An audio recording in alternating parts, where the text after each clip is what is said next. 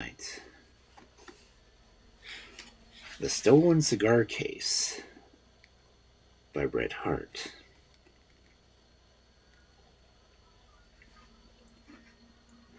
I found Hemlock Jones in the old Brook Street lodgings, musing before the fire. With the freedom of an older friend, I once threw myself at my old familiar attitude at his feet and gently caressed his boot. I felt I was induced to do this for two reasons. One, that it enabled me a good look at his bent, concentrated face, and the other, that it seemed to indicate my reverence for his superhuman insight. So absorbed was he, even then, in tracking some mysterious clue that he did not seem to notice me. But therein I was wrong, as I always was in my attempts to understand that powerful intellect. "It's raining," he said, without lifting his head. "You've been out," I said quietly. "No, but I see your umbrella is wet, and that your overcoat, which you threw off in the entering, has drops of water on it." I sat aghast at his penetration. After a pause, he said carelessly, as if dismissing the subject, "Besides, I hear the rain on the window. Listen." I listened, but I could scarcely credit my ears. But there was a soft pattering of drops on the pane. It was evident there was no deceiving this man. "Have you been busy lately?" I asked, changing the subject.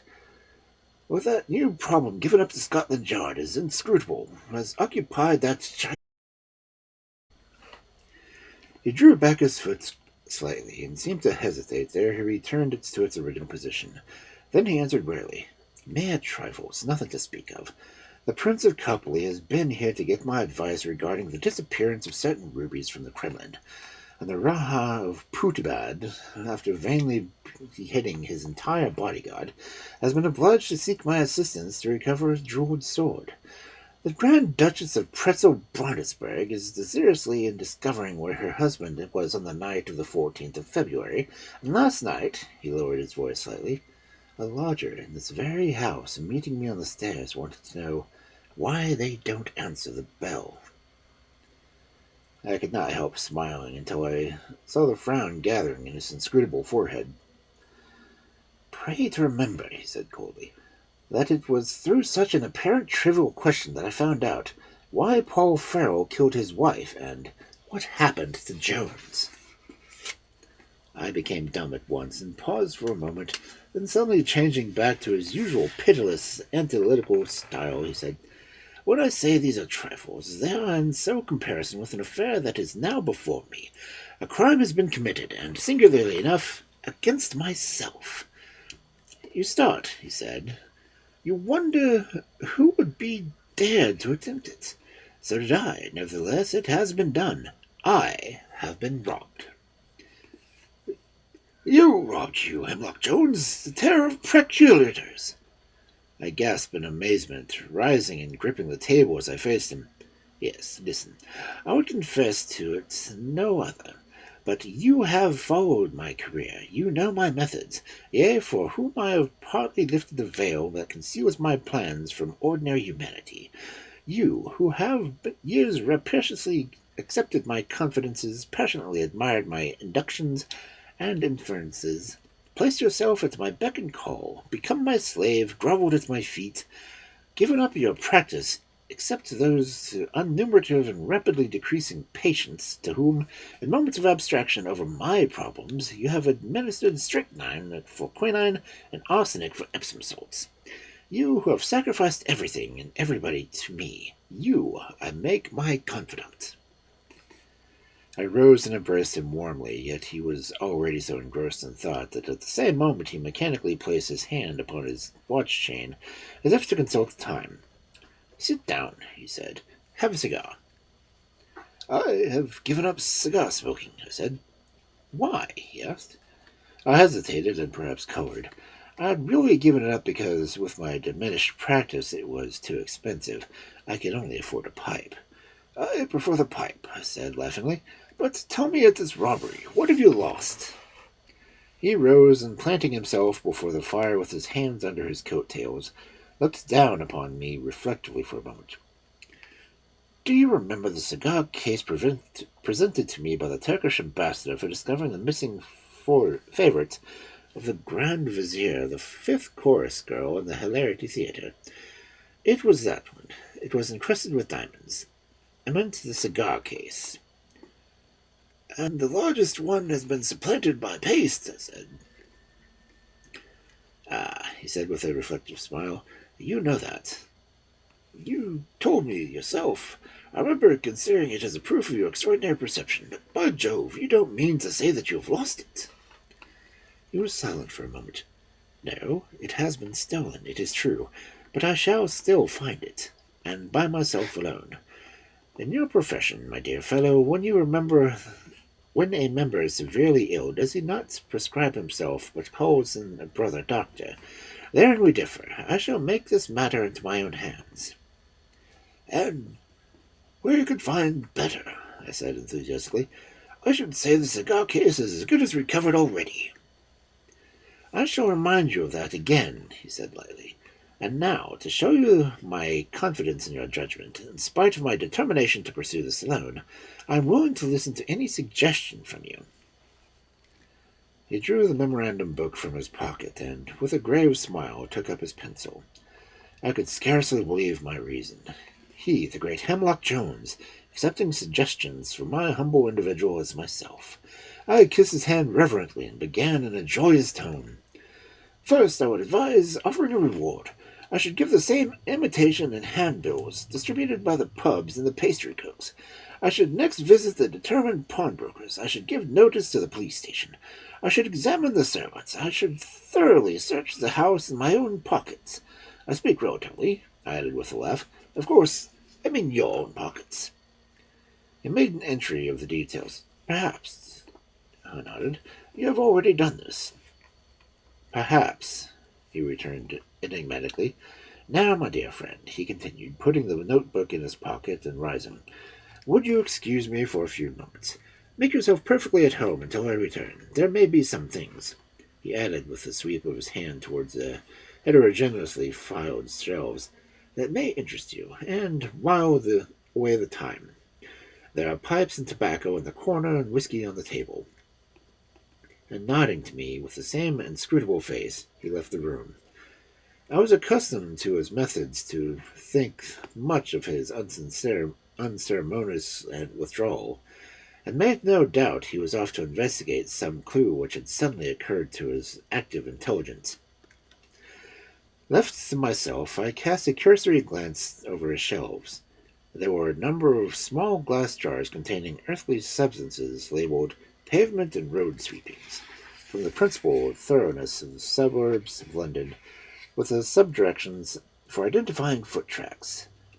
There were several other jars labeled fluff from omnibus and road car seats, coconut fiber and rope strands from material in public places, cigarette lumps and match ends from the floor of the Palace Theatre, row A, 1 to 50. Everywhere were evidences of this wonderful man's system and perspicacity. I was thus engaged when I heard the slight creaking of the door, and I looked up and saw a man entering. He was a rough-looking man, and with a shabby overcoat, still more disreputable muffler around his throat, and a cap on his head. Considerably annoyed at this intrusion, I turned upon him rather sharply, and when, with a mumbled, growling apology for his mistaking the room, he shuffled out again and closed the door. I followed him quickly to the landing, and saw that he disappeared down the stairs. With my mind full of robbery, the incident made a singular impression on me. I knew my friend's habits and hasty absences from his room in the moments of his deep inspiration. It was only too probable that, with his powerful intellect and magnificent perceptive genius concentrated on one subject, he should be careful of his own belongings, and, no doubt, even forget to take the ordinary precautions of locking up his drawers. I tried one or two, and I found that I was right, although for some reason I was unable to open one to its fullest extent. The handles were sticky, as if someone had opened them with dirty fingers. Knowing Hemlock's fastidious cleanliness, I resolved to inform him of the circumstance, but I forgot it, alas, until I was anticipating my story. His absence was strangely prolonged. I at last seated myself by the fire, and lulled by the warmth and patter of the rain on the window, I fell asleep. I may have dreamt, for during the sleep I had a vague semi-consciousness as my hands being pressed softly in my pockets, no doubt induced by the story of robbery. When I came forward to my senses, I found Hemlock Jones sitting on the other side of the hearth, his deeply concentrated gaze fixed on the fire. "I found you so comfortably asleep that I could not bear to awaken you," he said with a smile. I rubbed my eyes. "And what news?" I asked. "Have you succeeded?" "Better than I expected," he said. "And I think," he added, tapping his notebook, "I owe much to you." Deeply gratified, I waited more, but in vain. I ought to have remembered that, in his moods, Hemlock Jones was reticence himself. I told him sharply of the strange intrusion, but he only laughed. Later, when I rose to go, he looked at me playfully. "If you were a married man," he said, "I would advise you not to go home until you have brushed your sleeve. There are a few short brown sealskin hairs on the inner side of your forearm, just where they would look as if they were adhered to the arms, or sealskin sack with some pressure." "For once you are at fault," I said triumphantly. "The hair is my own, you'll perceive. I have just had it cut in the hairdresser's, and no doubt the arm projected beyond the apron." He frowned slightly, yet nevertheless on turning to go, he embraced me warmly. A rare exhibition in that man of ice. He even helped me on with the overcoat and pulled out to smooth down the flaps of my pockets. He was particular, too, and fitting my arm of my overcoat sleeve, shaking the sleeve down to the armhole of the cuff with his deft fingers. "Come again soon," he said, and clapped me on the back. "At any and all times," I said enthusiastically. "I only ask 10 minutes twice a day to eat the crust in my office and 4 hours of sleep at night.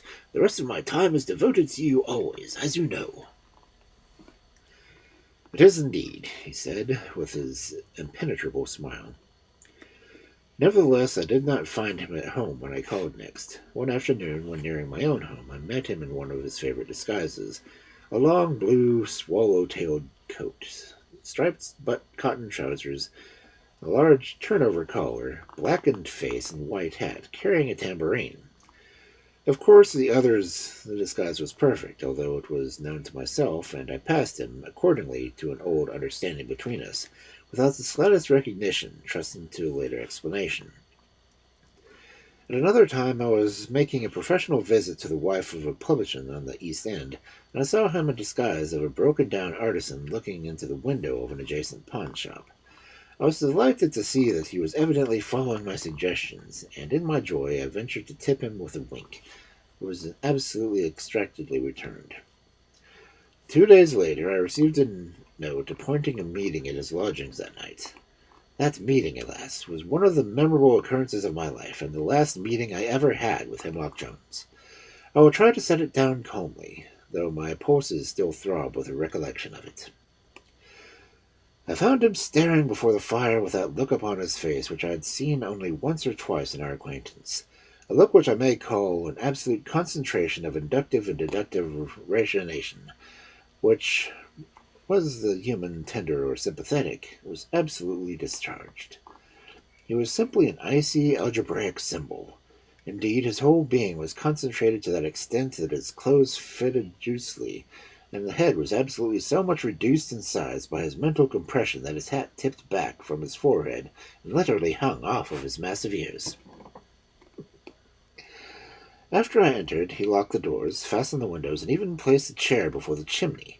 As I watched those significant precautions with absorbing interest, he suddenly drew a revolver, and presenting it to my temple, said in low, icy tones, "Hand over that cigar-case." Even in my bewilderment, my reply was truthfully spontaneous and involuntary. "I haven't got it," I said. He smiled bitterly and threw down his revolver. I expected that reply. "Then let me now confront you with something more awful, more deadly, and more relentlessly convincing than a mere lethal weapon. The damning inductive and deductive proofs of your guilt." He drew from his pocket a roll of paper and a notebook. "But surely," I gasped, "you are joking. You could not for a moment believe—" "Silence!" he roared. "Sit down." I obeyed. "You have condemned yourself," he said, and went on piteously. "Condemned yourself on the process familiar to you, applauded by you, accepted by you for years. You will go back to the time when you first saw the cigar case. Your expressions, he said in cold, deliberate tones, consulting his paper, were, "How beautiful! I wish it were mine." This was your last step in crime, and my first indication. From "I wish it were mine" to "I will have it mine." And more detail, "How can I make it mine?" The advice was obvious. Silence. But as my methods, it was necessary that I should be overwhelmingly induced to the crime. That unholy admiration of yours in the mere trinket itself was not enough. You are a smoker of cigars. "But," I burst out passionately, "I told you I've given up smoking cigars." "Fool," he said calmly. "That is the second time you've committed yourself. Of course you told me. What more natural than you to blazon forth that prepared and unsolicited statement that you prevent accusation? Yet, as I said before, even with that wretched attempt to cover up your tracks was not enough. I still find that overwhelming, impelling motive necessary to affect a man like you. That motive I found in passion, the strongest of all impulses, love, I suppose you would call it," he added bitterly. "That night you called. You had the damning proofs of it on your sleeve." "What?" I almost screamed. "Silence!" he thundered. "I know what you would say. You would say that even as you had embraced some young person in a sealskin sack that had to do with the robbery. Let me tell you then that that sealskin sack represented the quality of the character of your fatal entanglement. If you are at all conversant in the light sporting literature, you would know that sealskin sack indicates a love induced by sordid mercenary interests. You bartered your honor on it. That stolen cigar case was a purchaser of a sealskin sack. Without money, without decreasing practice, it was the only way you can ensure a passion being returned by that young person, whom, for your sake, I have not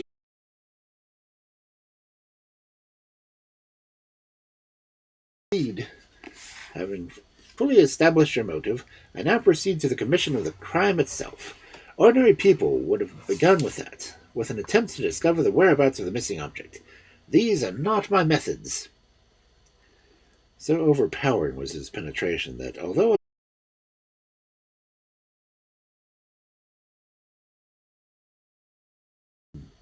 lucid exposition of my crime.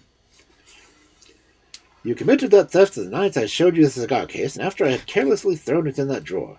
You were sitting in that chair. I had risen to take something from that shelf. In that instant you secured your booty without rising. Silence! Do you remember that when I helped you on that particular overcoat that night, I was peculiarly about fitting your arm in it. While doing so, I measured your arm with a spring tape measuring from the shoulder to the cuff. A later visit to your tailor confirmed the measurement. It proved to be the exact distance between your chair and that drawer." I sat stunned. "The rest are mere corroborative details. You were again tampering with the drawer when I discovered you doing so. Do not start. The stranger that blundered into the room on the muffler on was myself. More, I had placed a little soap on the drawer handles when I purposely left you alone. The soap was on your hand when I shook it in the parting. I softly felt your pockets, and you were asleep for the further developments. I embraced you when you left, that I might feel for the cigar case and any other articles hidden on your body. This confirmed me that I had believed that you had already disposed of it in a manner for the purpose I have shown you. If you still believe you are capable of remorse and confession, I allowed you to see that I was on your track twice, once in the garb of an itinerant Negro minstrel, and the second time with a workman looking for the window of the pawn shop where you pledged your booty." "But," I burst out, "if you asked the pawnbroker, you would have seen how unjust—" "Fool," he hissed. "That was one of your suggestions to search the pawn shops. Do you suppose I followed any of your suggestions? The suggestion of a thief? On the contrary, they told me what to avoid. And I suppose," I said bitterly, "you have not even searched your drawer?" "No," he said calmly. I was, for the first time, really vexed. I went to the nearest drawer and pulled it out sharply. It stuck, as I had before, leaving part of the drawer unopened. By working it, however, I discovered that it was impeded by some obstacle that had slipped to the upper part of the drawer and held it firmly in place. Inserting my hand, I pulled out the impeding object. It was a missing cigar box. I turned it to him with a cry of joy. But I was appalled at his expression. A look of contempt that was now added to his acute, penetrating gaze. "I have been mistaken," he said slowly. "I had not allowed for your weakness and cowardice. I thought too highly of you, even in your guilt. But I see now why you tampered with that drawer the other night. By some incredible means, possibly another theft, you took the cigar case out of pawn and, like a whipped hound, restored it to me in this feeble, clumsy fashion. You thought to deceive me, Hemlock Jones, but you thought to destroy your infallibility. Go, I give you your liberty. I shall not summon the 3 policemen who wait in the adjoining room, but out of my sight forever. I stood once more dazed and petrified. He took me firmly by the ear and led me to the hall, closing the door behind him. This reopened presently wide enough to permit him to thrust out my hat, overcoat, umbrella, and overshoes, and then closed against me forever. I never saw him again. I was bound to say, however, that thereafter my business increased. I recovered much of my old practice, and a few of my patients recovered also. I became rich. I had a brougham and a house in the West End. But I often wondered, pondering of this wonderful man's penetration and insight, if, in some lapse of consciousness, I had really stolen the cigar case.